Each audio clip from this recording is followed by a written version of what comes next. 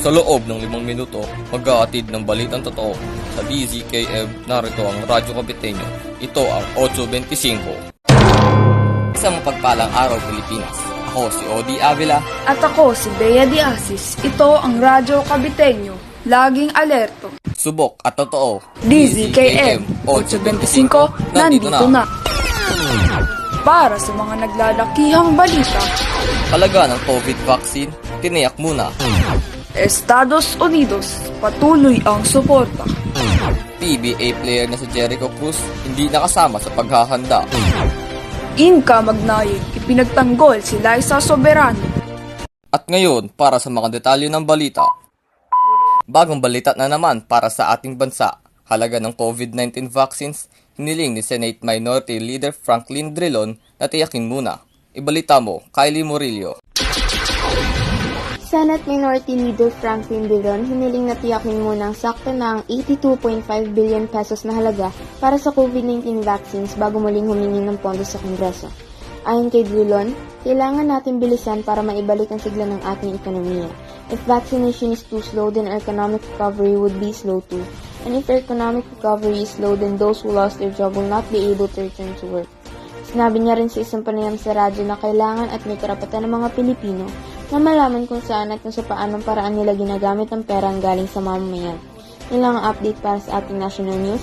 Abangan ang iba pang mga balita. Kylie Murillo, balik sa inyo dyan sa studio.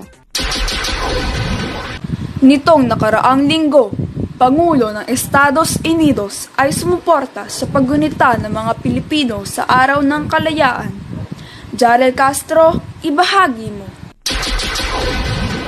Pangulo ng Estados Unidos si Joe Biden patuloy na nakikipagtulungan sa Pilipinas upang mapuksa ang lumalo ng problema ng bansa bunsod ng COVID-19 pandemic. Idinaan niya rin ang suporta sa pamamagitan ng pakikiisa sa paggunita ng mga Pilipino sa Araw ng Kalayaan sa isang video message sa Twitter page ng US Department of State. Dinaan ng Pangulo ng Estados Unidos ang magbati niya sa Pilipinas noong Sabado, ika-12 ng Hunyo taong kasalukuyan, matapos maggunita ang Pilipinas ng ika-123 taon nito matapos makamit ang kalayaan ng bansa. Mababanggit sa video na isang karangalan para sa kanya bilang Pangulo ng Estados Unidos magpahatid ng malugod na pakikibati bilang isa sa mga matalik na kaibigan ng Pilipinas sa loob ng halos 70 taon. At yan lamang po ang mga ulat balita sa labas ng bansa ngayong araw, nag-uulat Jarel Castro. Sumubaybay lang dahil magbabalik ang Radyo Kabiteño pagkatapos ng maikling komersyal. Hindi ka pa ba nagpapabakuna? Tara na't alamin ang posibleng magandang epekto nito.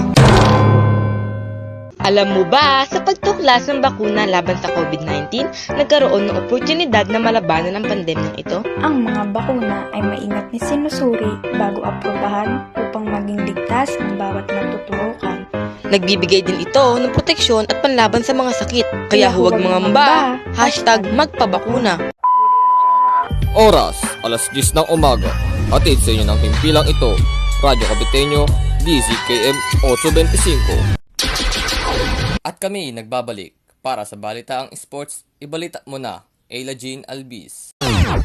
Filipino-Romanian basketball player Jericho Cruz inaasa ang hindi makakasama sa paghahanda na ginagawa ng Road Warriors para sa Philippine Basketball Association o PBA ngayong 46th season. NLEX head coach at general manager Ieng Diao, hindi nga ba ito naalala? Tugon nga, magkakaroon siya ng matinding pagsasanay sa US at makakalaro niya pa ang mga dekalidad na manlalaro, malaki at malalakas na manlalaro. Maaga naman nagpasiklab ang manlalaro na si Cruz at tinalo ng Guam sa 103-83 blown-out win laban sa Hong Kong sa FIBA Asia Cup qualifiers sa Amman, Jordan noong Linggo, Hunyo 13. Ella Jane Albiz, hatid ang nagiinit na sports, balik sa studio. Salamat, Ayla, sa hatid mong sports news. Para naman sa showbiz balita, anong mga kaganapan, Kim Angela Sarte? Inka Magnaye, isang sikat na tao sa TikTok at voice actor, ipinagtanggol si Liza Soberano na nagboses kay Alexandra sa bagong animated serye na 13. Isang nagwaging award na serye ng comic book ng manunulat sa Budgetan at artist na si Kadjo Baldisimo.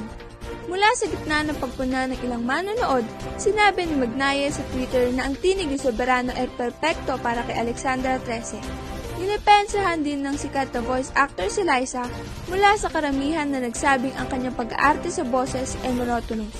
Sinabi ng bilang tugon ni Inka na si Liza ay hindi monotonous. Meron siyang dynamic sa paghahatid niya ng kanyang boses. Sinabi ni Magnaye na naniniwala siya na si Liza Soberano ay maaaring magsanay sa pag-aarte sa boses gamit ang nasabing tinig.